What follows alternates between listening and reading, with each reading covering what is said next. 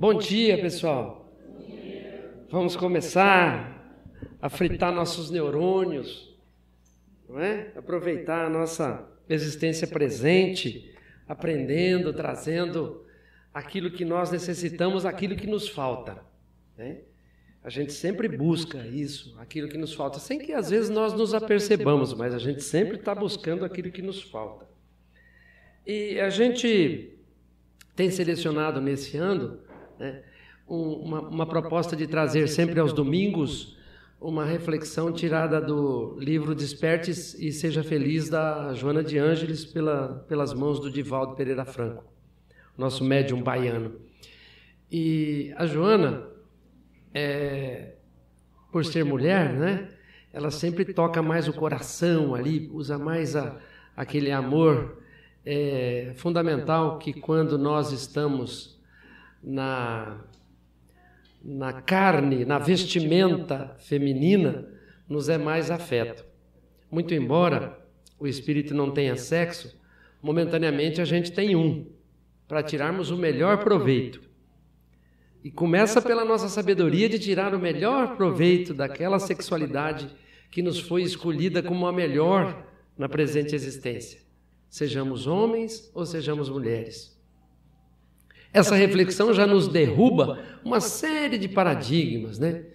De que eu sou melhor, que o homem que manda, não que a mulher que é alfa, a fêmea alfa.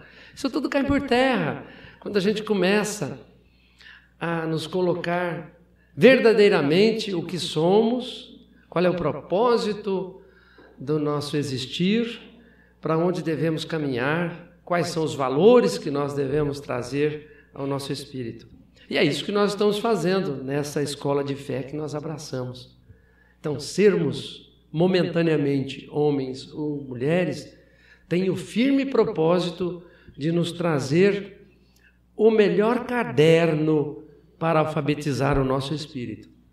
Então, que possamos usar as suas páginas em branco para escrevermos uma grande história do nosso espírito, que imortal que somos, né? Então, a lição de hoje chama-se Sobrevivência e Libertação. Está no livro Desperte e Seja Feliz. Ainda agora pela manhã, a Renatinha me perguntou, qual é o tema da palestra? Eu falei, o despertar. Porque eu nunca me lembro os temas. Eu preparo, leio, mas depois eu busco ele, eu sei o resumo, mas o título às vezes me embaraça. Então eu falei para ela, é despertar. E é sobre esse despertar que a gente quer conversar, até porque o tema do livro da Joana é despertar. É despertar, é fazer com que possamos acordar para essas verdades que, muito embora todos nós já a conhecemos, mas muitas vezes a gente não consegue aplicá-la no todo. E às vezes a gente perde um tempão com isso. Então, cada tema que nós trazemos do Evangelho, ele tem esse firme propósito de nos despertar mesmo, de fazer a mudança daquilo que está lá escrito no Novo Testamento, né? Conhecereis a verdade e ela vos libertará, de uma série de coisas, né? Conhecendo a verdade, a gente não grita, você sabe com quem você está falando, porque aqui eu sou o homem, porque aqui eu mando, né? É esse despertar que nós estamos buscando, né? Essa nova forma de encarar a vida, de interpretar os fenômenos da vida e de poder se safar deles, muito embora eles apareçam, da melhor forma possível, né?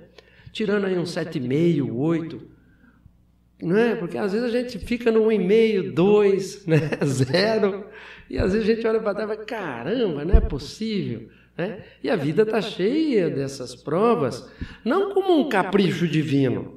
Qual é o professor que dá a prova para o aluno por um capricho, só para ferrar com o fim de semana dele? Não é isso, não é? É para medir se ele realmente entendeu as 4 operações, porque ele acha que entendeu e nunca fez a conta. E o dia que ele for fazer o troco lá na frente, ele vai fazer o troco errado, ele vai perder dinheiro, ele vai dar prejuízo para si próprio ou para o patrão dele. Então o professor mede, fala, olha, semana que vem tem uma prova para eu saber se você entendeu como que se soma, como que se subtrai. E é assim a vida, então não são caprichos do Pai. Não é? Parte das coisas são tribulações que nós mesmos procuramos, né? Por não compreender as verdades divinas, e parte das coisas são provas para ver se nós sabemos fazer as 4 operações, né, das leis divinas. Então, cá estamos hoje para falar, então, sobrevivência e libertação. E a Joana, esse texto é cativante dessa lição, como todas as outras, porque ela tem um desenrolar muito claro para nós, quando ela chama atenção para dizer assim, ó, e ela trata aqui no fundamento deste tema, ela fala assim, ó, a ilusão é responsável por inúmeros sofrimentos. Vamos voltar nele. A ilusão é responsável por inúmeros sofrimentos. E aí ela começa a explicar por que dessa ilusão, da ilusão que nós temos, né? E ela diz assim, olha, que nós valorizamos excessivamente os bens transitórios, apegando-se a eles. Os bens transitórios, sem nos apercebermos que eles foram colocados ao nosso redor para nos estruturarmos nesse crescimento, nesse aprendizado, nesse aprimoramento do nosso ser. E às vezes a gente se agarra com tanta força neles que a gente se esquece ao fim que ele foi feito. Aquele aluno que abraça tanto o caderno, gosta tanto do caderno, acha ele tão bonito, que tem medo de escrever, tem dó de escrever nas páginas que ali estão, e não se alfabetiza. Então a vida foi feita para ser vivida. A família que você está inserido foi feita para ser vivida. Mas cuidado com esse vivência. Cuidado com esse viver. A forma como nós estamos vivendo, a forma como nós estamos utilizando essa infraestrutura que Deus coloca ao nosso dispor com a finalidade do crescimento. E é sobre isso que todo esse livro da Joana se embasa, no despertar para ser feliz. Porque se não despertar, não vou ser feliz lá. E aqui ela fala dessa grande ilusão dos bens terrenos. E ela continua dizendo assim, ó, valorizando excessivamente os bens terrenos. Então, o erro não está em valorizar, está no excessivo.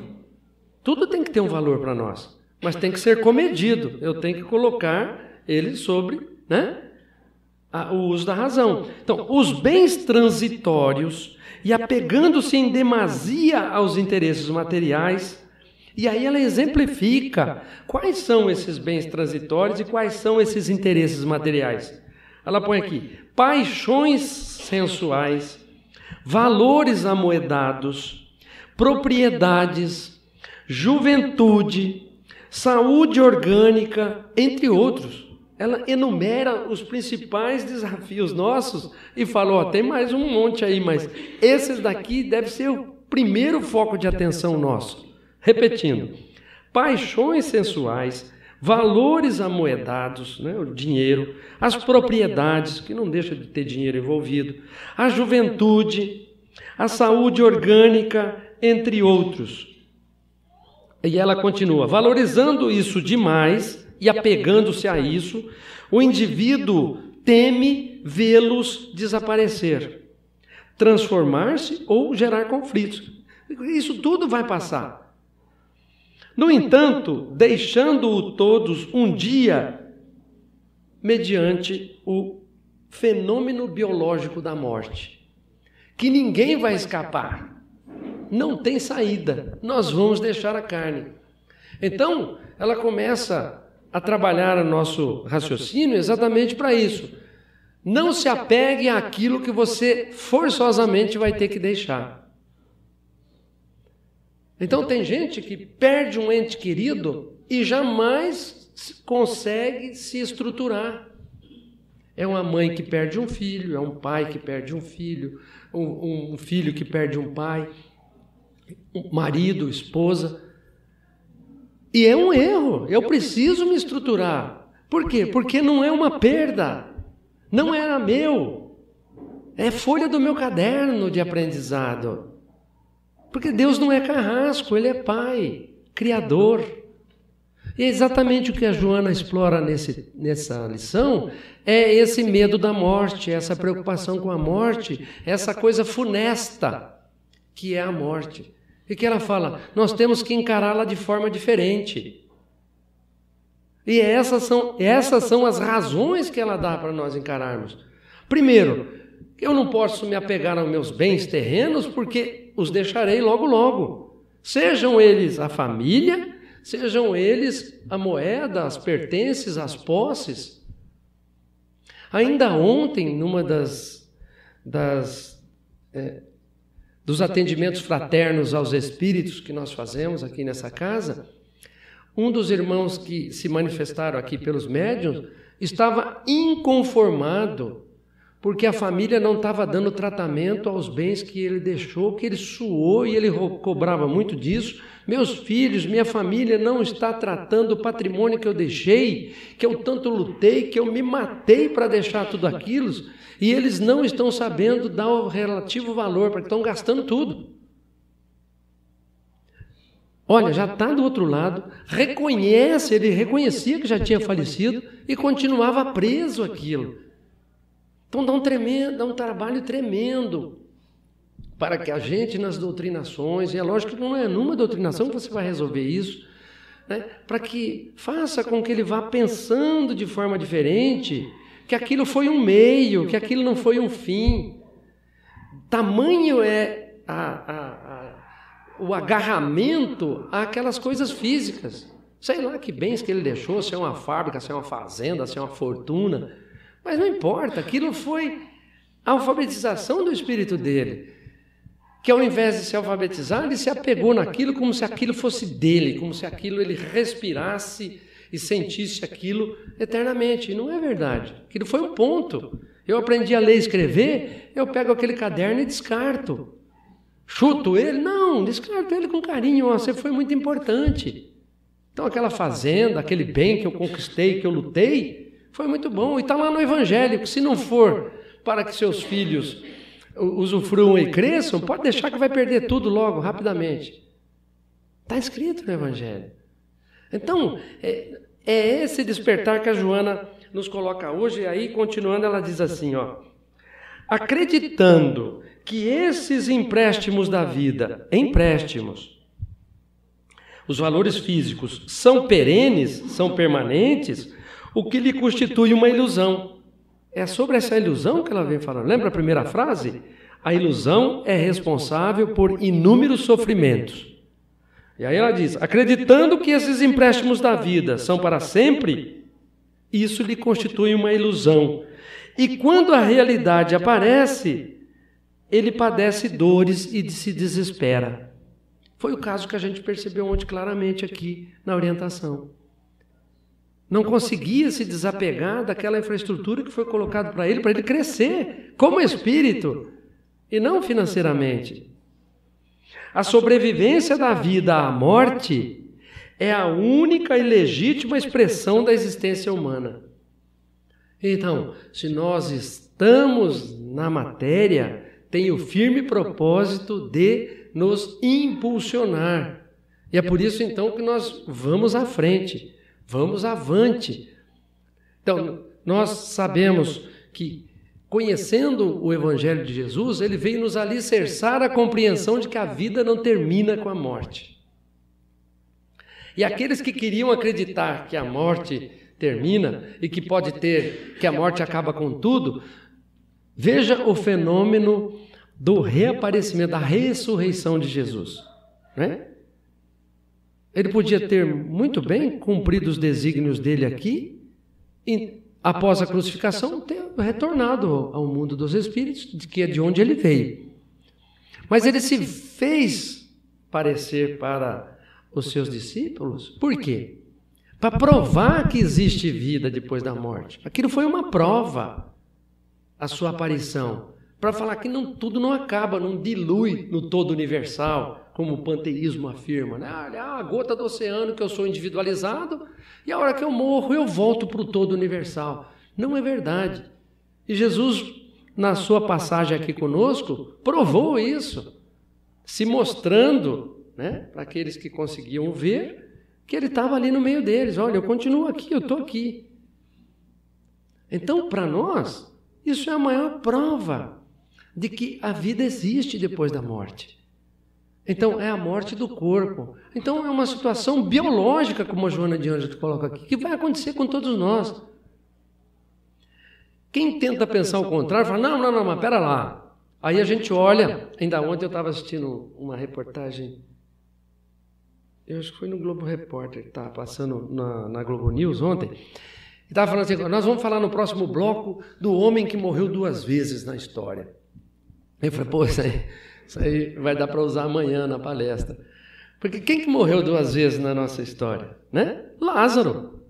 Ou alguém conhece Lázaro por aí, andando aí na rua ainda, como um ermitão aí? Não. Ah, mas Jesus não trouxe Lázaro da morte? A gente sabe, pelo fenômeno espírita, né, que ele não estava morto. O corpo físico ainda estava lá latente, por isso que ele tornou a se despertar. Mas, entre aspas, para o leigo, Lázaro, né, voltou à vida. Tá bom, voltou, mas cadê ele? Jesus foi embora, Lázaro também foi. Né? Então, Lázaro, fisicamente, desencarnou também. Então, ele escapou da primeira, mas da segunda não, né? Então, nós também não vamos escapar. Por quê? Porque vai ficando velho, né? O carro vai ficando velho, tem uma hora que tem que trocar, não tem jeito, não dá mais. E aí é a hora do nosso espírito olhar para o caderno e falar, olha, esse caderno foi muito bom, porque eu sei as 4 operações, porque eu rascunhei nessas folhas aí que agora estão rasgando de velha, estão todas feitas as minhas anotações, mas eu aprendi, eu não preciso mais dele. E é esse o nosso retorno para o mundo dos espíritos, né? Que deve ser um retorno tranquilo e sereno. E é isso que a Joana nos cobra nesse texto. E aí ela vai mais adiante. Preparar-se para essa luminosa experiência inevitável, que é a passagem para lá, inevitável, então não tem jeito de eu cair de joelhos e falar, meu Deus, eu vou fazer o desafio, eu vou doar minha fazenda, eu vou ajudar os pobres, mas eu não quero morrer. Não tem saída. Nós vamos ter que devolver o nosso corpo físico um momento. Né? Então, preparar-se para essa, e ela chama de luminosa experiência inevitável, que nós vamos ter que passar, treinando o desapego e a solidariedade fraternal. É uma forma eficaz de diluir a ilusão. Diluir a ilusão. Lembra que ela começou? A ilusão é responsável por inúmeros sofrimentos. Como é que eu tiro esses sofrimentos diluindo essa ilusão? Desapego. É meu filho. Não é seu filho. Primeiro que não, né? É irmão. É filho na carne, mas irmão em espírito. Ele foi te confiado como uma forma de você fazê-lo crescer. Não é? Seu pai, sua mãe, seu filho, sua esposa. Não é nada nosso. É o meu caderno. O que eu vou fazer desse caderno? Eu preciso prestar contas desse caderno. Ele tem um propósito, alfabetizar meu espírito rumo às leis universais, para nós conhecermos a verdade, para nos libertar. Então eu preciso fazer bom uso, não é? Que Deus nos oferece então a família, os nossos filhos, as nossas esposas, os nossos maridos, para que a gente possa, os nossos amigos, os inimigos, para nos provarem, 2 mais 2, 5, errou, volta. Porque o inimigo caiu um tombo e eu dei risada, eu sabia, ele fez para mim, mas olha lá, tomou. Já tirou 1,5 de novo na prova, não é? Então, é esse despertar que a Joana está falando, nós precisamos aprender. Nós precisamos aprender. Então, preparar-se para essa experiência é uma forma eficaz de diluir a ilusão, evitando perdas e sofrimentos futuros. Se tudo que a gente quer é ser feliz, nós precisamos, o quanto antes, começar este preparo, que não é fácil. Não é fácil, é por isso que a gente vem lutando há séculos, não é? Tirando notas baixas, mas agora a gente já está no limiar da compreensão maior disso. Da compreensão maior de que só a lei de amor é que consegue estruturar o nosso espírito para poder nos dar o arrazoado para essa libertação de todas essas guloseimas espirituais que estão aí do nosso lado, nos tentando. E aí do outro lado tem a professora nos mostrando o ponto, falando, olha, não pode fazer isso, não pode fazer aquilo.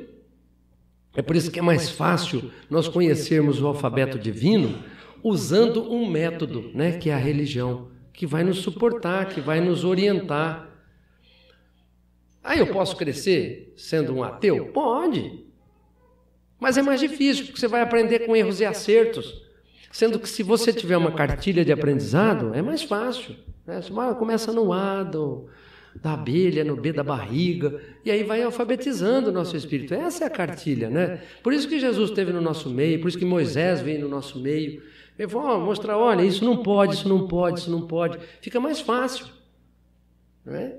Do que a gente aprender com erros e acertos. Então, olha como é que o pai é bondoso, né? De amor para com seus filhos. Olha, vocês estão aí, mas não estão com um bando largado, né? Então, de tempos em tempos, irmãos mais evoluídos vêm nos trazer mecanismos que a gente possa nos frear, né? Possa nos direcionar na compreensão dessa lei universal, para que, de grão em grão, nós vamos educando o nosso espírito para essas verdades, né?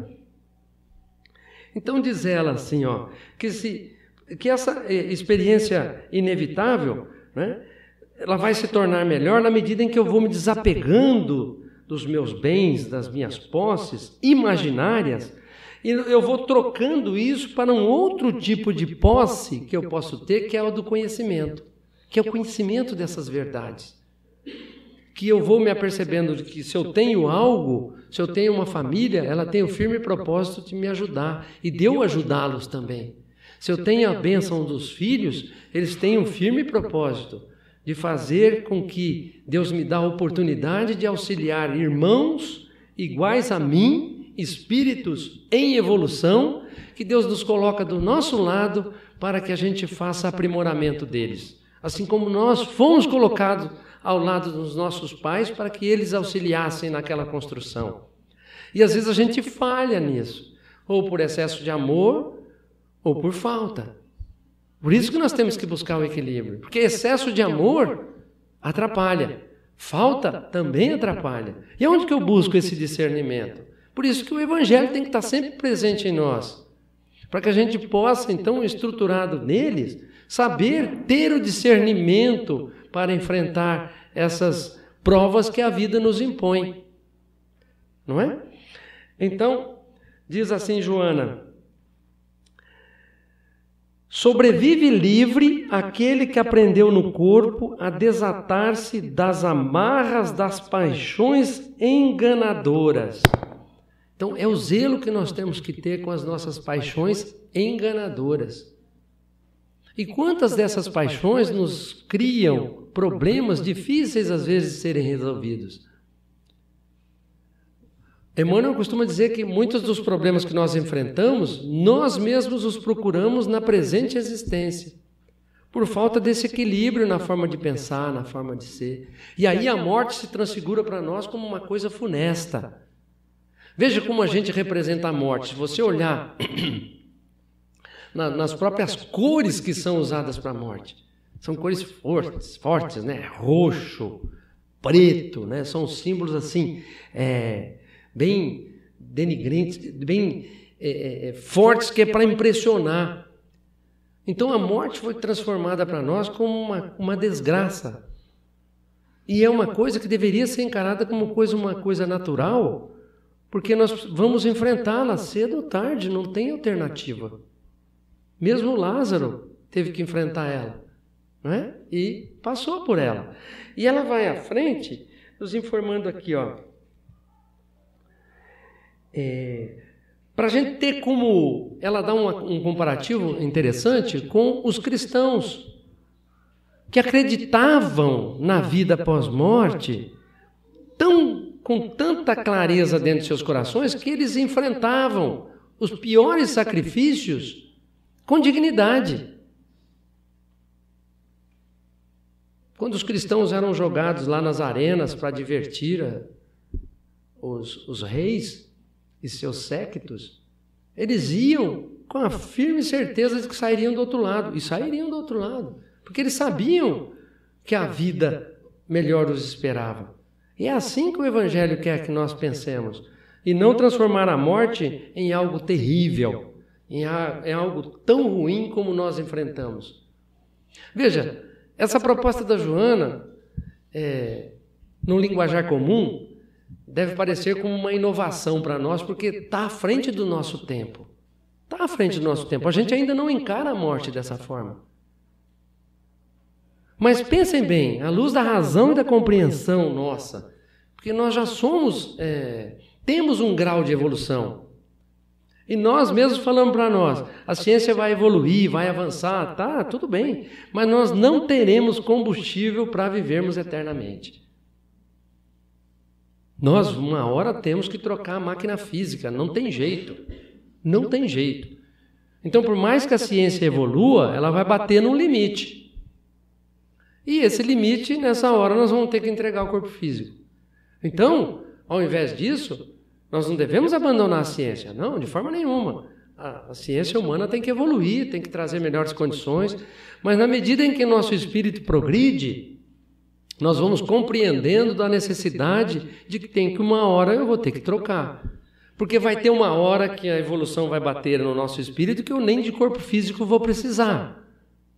Ele é momentâneo, assim como a sexualidade, ela é momentânea, enquanto nós precisamos de tirar esse proveito em ter a sexualidade masculina ou feminina, trazer os melhores proveitos para o nosso espírito rumo à evolução, já que somos seres imortais. E é dessa compreensão da imortalidade do nosso ser que nós vamos buscar o combustível para compreender as situações e as dificuldades ora enfrentadas. E tirarmos aí uns 7, pelo menos, para passar de ano. Nas provas, né, nos desafios, nos problemas, tudo aquilo que a gente vem enfrentando.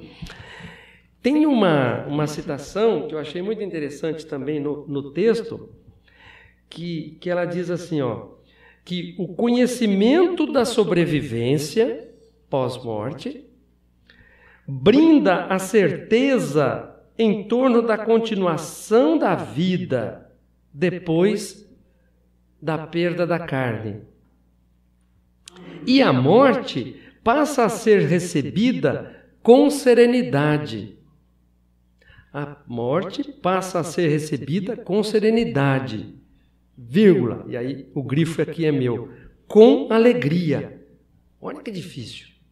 A morte ser recebida com alegria. Então nós devemos trabalhar a nossa existência para que a hora que chegar neste momento, ela seja recebida com alegria. E o que é ter a morte recebida com alegria? É a melhor coisa, na hora que chega a morte do final do ano, a professora entrega o diploma para você, tá aqui. Você tem a tristeza porque todos os alunos, colegas da turma, que foi tão legal aquele curso, a gente aprendeu, brincou, apanhou, sofreu, fizemos trabalho junto, um não ajudou, o outro fez, brigamos daqui, brigamos dacolá, mas o curso acabou. Então é uma tristeza, mas por outro lado tem uma alegria imensa dentro de nós, porque o diploma está na mão, eu passei de ano. Isso é a morte, é nós olharmos para o nosso corpo físico lá, naquele caixão, indo para a cremação, indo para o enterro, e nós falarmos, foi muito bacana, terminei mais um ano e hoje eu sou diferente de quando eu ali comecei. Eu alfabetizei, não trouxe tudo aquilo que eu podia trazer, mas grande parte eu consegui das conquistas. Passei de ano. Essa é a alegria da morte, é essa a alegria que a Joana está falando aqui. A alegria de que aquela existência carnal foi muito importante. Os conhecimentos que eu adquiri ali como homem ou como mulher, no exercício da maternidade, no exercício da paternidade, no exercício de marido, no exercício de esposa, foi muito importante para o meu espírito imortal, porque a vida continua em mim, eu continuo sendo aquele exatamente que eu fui. Tanto isso é verdade que alguns vêm aqui cobrando, como que aquele patrimônio da minha família, eles estão estragando tudo, estão deteriorando tudo, eu lutei tanto. Por quê? Porque a vida continua para ele de que jeito? Na sua mente da mesma forma, material, e ele já não é mais matéria. a sua essência é espiritual. Então são esses os valores que ficam. As propriedades vão, mas os valores ficam. Então é esse investimento que a Joana vem nos chamar a atenção para nos transformarmos a morte, em vez de ser uma desgraça, uma simples passagem natural. Todo espírita tem que enxergar a morte como natural. Ela vai acontecer. Você vai partir. Às vezes acontecem inversões, o que nos torna muito difícil de entendê-las. Por exemplo, os pais que são obrigados a enterrar seus filhos. É muito difícil. Invertem a ordem natural das coisas. Mas, se nós temos um Deus Criador que vela pelos seus filhos, nós temos que compreender que aquele é um momento importante, que foi importante que aquilo acontecesse daquela forma. Temos que enxergar e buscar compreender isso da melhor forma. Porque passada aquela dor momentânea, nós vamos nos estruturarmos para continuar o nosso progresso. E voltando à minha fala inicial, eu não posso deixar que essa inversão transforme a minha vida num tormento o resto dessa existência. E muitos de nós, cristãos que somos, não conseguimos compreender isso. E nós respeitamos, mas são determinadas dores que se perpetuam, que não precisavam de se perpetuar. Se nós realmente conhecêssemos e vivenciássemos o Evangelho de Jesus.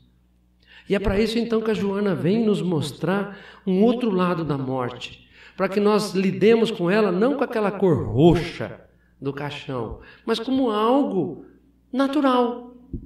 Como eu tenho fome, como eu durmo, como eu acordo, eu vou continuar vivendo, só que não tenho mais aquele corpo físico. Então, essa naturalidade para enfrentar a morte, como ela diz aqui, com alegria, com serenidade, é que é uma tarefa que cada um tem que se fazer a sua autoconstrução, porque você vai passar por ela.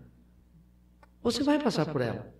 Nós vamos, um dia, enfrentar isso, seja com os nossos pais, né? ou seja conosco mesmo. A gente pode não ver dos nossos filhos, mas fatalmente dos nossos pais, as nossas, nós vamos passar por elas.